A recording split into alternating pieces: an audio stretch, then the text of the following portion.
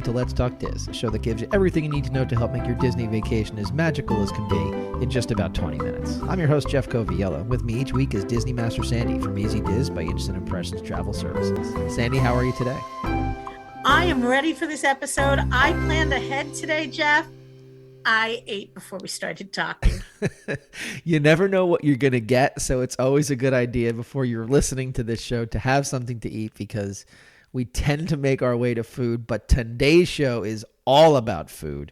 We are going to have an in-depth conversation about dining, this time in the Magic Kingdom. And Magic Kingdom dining is a little unique, and I think is where Disney learned a lot of lessons. I'm going to jump to the West Coast for half a second, because we know Disneyland is the original park, but we've talked about how it's right in the middle of the city. So the need for dining in Disneyland is different than the need for dining in Orlando. And I think what Disney learned quickly, and what, if you look around, you will see as a guest, with the exception of a couple of new restaurants that they've added in the last 10 years, the restaurants here are tiny because they just never anticipated the volume of people that we see in the Magic Kingdom every day. Well, as I mentioned, that we're talking tonight about dining at the Magic Kingdom. If you go back to episode 105, we did dining at the Animal Kingdom. If you go to episode 108, we did Disney Hollywood Studios dining. So this is the third one that we are breaking down. If you are interested in dining at the parks, those are the shows for you. But today is all about the castle and the Magic Kingdom and what we can do when we are there. So why don't we begin with our sit-down locations? You bet. And there are 5 of them.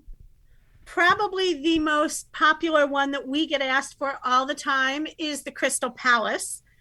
And I'm also going to tell you, before I talk about the food there, if you go back to episode 49, which was 5 hidden gems in the Magic Kingdom, you can get the whole history behind the design of the Crystal Palace, which I just love. Yeah. But Crystal Palace is a buffet experience, and it is normally Winnie the Pooh and friends. It has a super cute parade that the kids can take part of. It is definitely a family favorite. And I'm going to take you next to what used to be a family favorite of mine, and I'm going to show my age on this one, and it is the Diamond Horseshoe. Back when Disney first opened, the Diamond Horseshoe was actually kind of a snack location with an awesome stage show. So if you haven't been to Disney in 30 years and you're headed back and you remember that Welcome to the Diamond Horseshoe song that they used to sing, you're going to be disappointed. It's a great place to do some sit-down dining. They added it as a sit-down, as I said earlier, because there's limited space for dining. So it's more of an overflow, a super simple menu, burgers and sandwiches, similar to the Plaza, which you may say, where the heck is that? I don't even remember seeing that. If you're headed up Main Street and you make a right, it is the very first restaurant that you come to, kind of tucked away between the end of Main Street and a little garden there. Again, nice small restaurant, great for a quick bite, but where you don't want to wait in line and bring your own food. So if you are interested in ordering something that maybe is called Taste Like Chicken because it is, or Dr. Fall's signature grilled steak, you would find yourself at the Jungle Navigation Company Limited Skipper's Canteen. Talk to me about that option. Well, if you can say it like you just did, then you definitely deserve to go there. I always say that, I'm not sure if it's a prank or if somebody in Imagineering lost a bet or wanted the title of longest named restaurant ever. It's that. It has to be that. I'm just at a loss how we came up with something that long. So you'll hear it called Canteen, Skipper's Canteen, the navigation thing. It's got so many nicknames because the name is so long. But it's an awesome themed restaurant. It's right across from the Jungle Cruise attraction. And the idea behind it is that this is a restaurant that the skippers all set up. It includes their mess hall area and all the great things that they brought out on tour with them. When you're done eating, it is very acceptable to go tour the restaurant. It's divided into several different rooms. Each room has a theme. One of them has all the fine china and crystal that they had with them, and one of them has all these different butterflies. And so definitely walk around, take a look. The only thing I will caution you about is it is for more adventurous eaters. Even the kids menu needs to be a little bit more adventurous. But I will say, if you are a fan of the Jungle Cruise, you have to go. You just have to go. It's so well themed to go along with what it is. If you're a jokester and you just want to enjoy it, for me, it's definitely, I highly recommend it. What other sit downs do we have? Liberty Tree Tavern. It is a traditional Thanksgiving meal served 365 days a year, family style. Can't beat that. So they're going to bring out big skillets, stuffing and turkey and mashed potatoes. And of course, what could be more American than an apple pie with vanilla ice cream for dessert? Oof. Again, it's served family style, and you can ask for more of anything you want. So some of the restaurants, like we've talked about before, some have a regular menu, some are a buffet, and then some are that family style, but with that unlimited option. Again, showing my age, if you remember Liberty Tree of about 10 or more years ago, you will remember that Mickey and Minnie were there in their colonial costumes, and unfortunately, they have not appeared in many, many years. So if you're remembering this as a character place, take the characters out of your head. But enjoy the Thanksgiving feast nonetheless. Enjoy the feast. I think we have one more. We do. And it's one that I like to do for dinner on a day that I'm park hopping over to the Magic Kingdom. It's Tony's Town Square. And it's perfect on a day that you're park hopping, because as soon as you come through the train station, it's right there on your right. So if you've had a long day in the park and you're all the way back by Big Thunder Mountain, it's kind of a bit away. As its name implies, it is Lady and the Tramp themed. So you're going to have that infamous spaghetti and meatballs, some great pizzas, chicken parm, all Italian. Again, beautiful restaurant. There's a fountain and a sculpture of Lady and the Tramp in there. They also sometimes use this restaurant for during the Halloween and Christmas parties. You can do a dessert party on the patio, because you will see the parades come right by their window. Let's go to our signature experiences. We had mentioned as we started tonight's program that it's all about the castle. It's the Magic Kingdom. So tonight's signature dining experiences both take place inside of a castle. What do you got? We have Be Our Guest, which is Beast Castle, and it is incredibly thematic. So we've got 3 main rooms to the castle that are open for guests to dine in. The first is the ballroom, complete with the window and the snow falling. We've got the West Wing, and be sure when the thunder and lightning goes off to keep your eye on Beast's picture and see what happens. Mm-hmm. And then the third room is their art gallery filled with tapestries of all different scenes from the movie. It is what we call a fixed menu restaurant. So everybody pays the same price to dine here, and then you pick just like a regular restaurant, but it automatically you have multiple courses. Currently, it's $37 a child, $62 an adult. Same price and same menu for lunch and dinner. Again, in How Has Disney Changed? I used to love Be Our Guest for breakfast and lunch when it was a fast food restaurant, but that is no longer an option. This is also a really unique character experience. It's the only character experience with one character. You will get to see Beast come through his lobby, and he does pictures in the library. But if you're looking for that 3-meal-a-day option, Cinderella's Royal Table upstairs in the castle, complete with princesses and fairy godmother. And remember, all characters are always subject to change. Also, a prefix meal, $27 a child, 42 an adult for breakfast. That same 37 and 62 for lunch and dinner. Those are the cash prices. And I know, Jeff, you mentioned that this was a signature meal. For those that are unaware what that means, when Disney dining plan is in effect, a signature meal is 2 credits on your sit-down dining.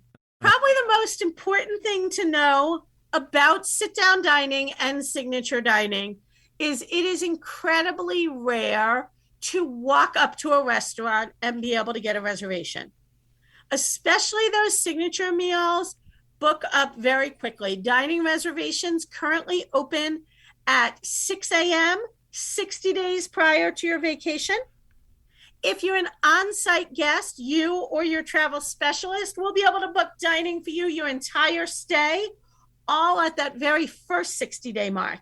If you're an off-site guest, you'll need to book your dining 60 days prior of every day that you're going to the park, because since you're off-site, Disney has no way of knowing how long your vacation is going to be. Let's kind of get away from the signature dining and the sit-down dining. There are a number of quick service options inside the Magic Kingdom, and one of them that I think is the most visible is Casey's Corner. You bet. And Casey's actually holds a distinction that not many people know, but it was someplace that I went on the Magic Kingdom food tour. Casey's has the absolute smallest kitchen of any restaurant on property. I believe it. And frankly, I'm really surprised that they let us in, because we took up every square bit of extra space in this restaurant. Think of it, if you have a galley kitchen in your house where you've got a counter on the left, a counter on the right, and a little path in the middle. They're missing that counter on the left. They've got one on the right and that little pathway in the middle, and that is their entire kitchen. Well, it's got to be. Their hot dogs are well loved. Yeah, I was going to say, it's got to be part of the reason why mobile order is such a big part of their business plan. Get it in and get it out as soon as you can, right? Well, that's the perspective from the business, but I have to say, mobile order as a guest of the park is a real game changer. You're not standing online forever waiting for your food. You're able to order your food ahead. So those of you that are working with picky eaters, people that need a good distraction online, we'll often order our quick service lunch or dinner an hour or two before we're ready to eat. We're waiting online and Buzz Lightyear's 25 minutes. I pass around my cell phone and everybody orders their food an hour and a half before we're going to the restaurant. Gives them time to look at the menus. It's a distraction while they're standing online.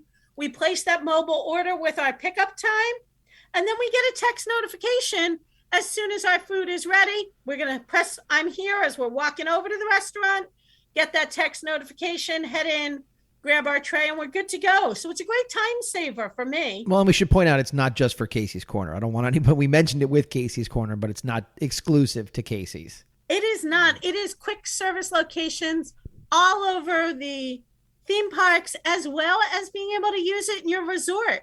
So again, while everybody's, maybe not the most personable first thing in the morning, if your family is like mine, we can order our Mickey waffles from our room so that nobody has to have the honor of talking to my family in the morning. All right, where are we going after Casey's for another quick service meal? So many choices here.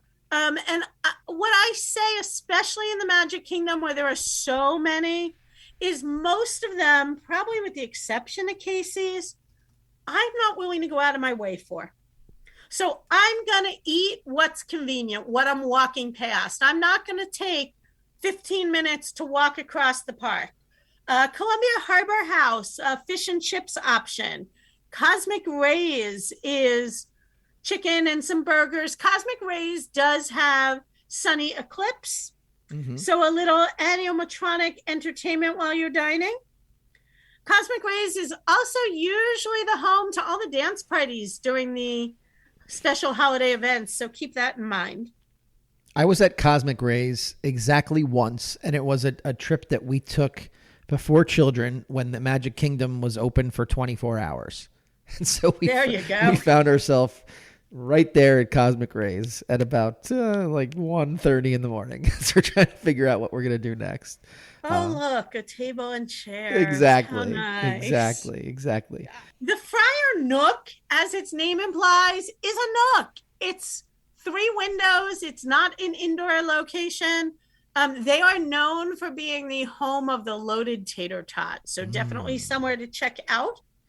Gaston's is really more of a snack location, but super cute. They're known for their cinnamon rolls. So a lot of people make that a breakfast option.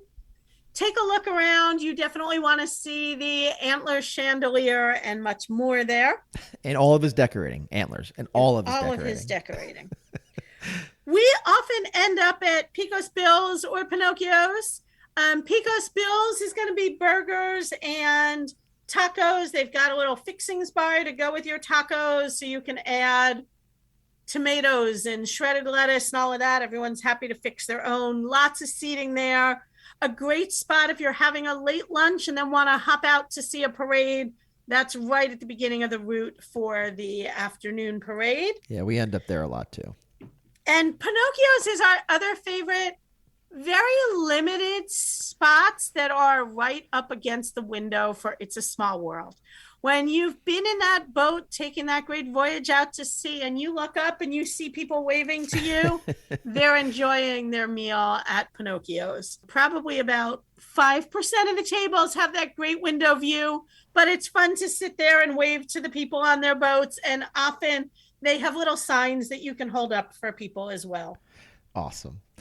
All right, so we make our way from quick service to really just snacking our way through the Magic Kingdom, because there are a number of different places where we can go and get some snacks. Where do you want to start? I'm going to start with what my family teases me most about. Okay. It is the Main Street popcorn cart, and not the one at the beginning of the park, the one right on the circle. I swear to you, the popcorn there is different. I like my popcorn from there. It makes a great take-home item. Seal that popcorn bucket. You could have it 2 days after you get home and feel like you're back in the Magic Kingdom. There you go. That is a favorite of mine. Anyone looking to bring me home a souvenir, it's the Magic Kingdom popcorn cart. Okay. But that's not everybody's favorite. No. We know where Jeff's favorite is. We send Jeff over to the Aloha Aisle. What do you love there, Jeff? Anything that somebody's going to order ahead for me, I will definitely go ahead and have. The traditional Dole Whips are obviously never a mistake. But I will say that if you haven't been there in a long time, you should check out some of the things they've added to the menu. They have some seasonal things that come and go, certain things based on any kind of things that have just come out and they tweak. So take a look at it. Don't be afraid and try some of the newer offerings that are maybe there for you. These snacks that we're talking about are all at little carts or little windows, and they all have kind of signature items. Yeah. The egg roll cart is super, super popular. They are known for their cheeseburger spring rolls. So a very unique culinary offering. Again, that was included on the Magic Kingdom food tour. The Cheshire Cafe is not open a lot. I haven't figured out why they open and close all the time. But the Cat's Tail is a pastry with orange and green icing that is a super popular favorite. The Plaza Ice Cream Shop on Main Street, and right next door to it, the Main Street Bakery, which also conveniently is home to Starbucks. And if we haven't given you enough calories or options that you like, head over to the Liberty Square Market. It is an open air market that has whole fruit, cut fruit, pickles, kind of a unique assortment of snacks, but many of our healthier choices. Yes, if we can't interest you in a cheeseburger spring roll or something that has been made in the bakery or in the ice cream shop, come on over to Liberty Square Market and have yourself a banana. It'll be lovely. You'll enjoy it very much. I will say, as you're talking about that area on Main Street where the bakery is there and the ice cream shop is there might not be a more intoxicating smell than that particular part of the Magic Kingdom. If you are not a sweets person, you are a sweet person the minute you walk by that area of the park, because it is pumping out of those locations. So that ice cream shop is known for two things. One is their ice cream sandwiches, because the sandwich is between two fresh chocolate chip cookies, and God. that is the main smell coming to that area. Definitely. And they are also known for their literal mini kitchen sink. It's a kitchen sink that holds 2 scoops of ice cream. It's a plastic sink that you can take home as a souvenir, and it is decorated in Minnie Mouse theme. If you had to pick one, are you going the ice cream sandwich? Because that's what I'm going. Pick one. See, you're doing it wrong. You get one, your partner gets one, you swap halfway. You know what? You're not wrong. All right, what else do we need to know? You're a good sharer, Jeff. Come on. What else do we need to know before we wrap this one up? Very unique to this park is the number of dessert parties that they offer.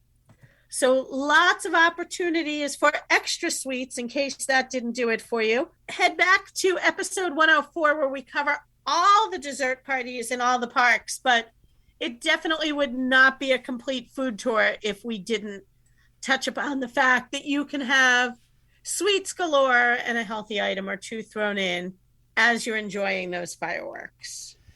Well, Sandy, I do appreciate that you had something to eat before the show. I did too, but I hate to break it to you, even with having eaten before the show, I'm now sufficiently hungry. I wish I had a cheeseburger spring roll here with me right now and a Dole Whip to wash it down. So you've done your job this evening. You've made me hungry, even though I already ate.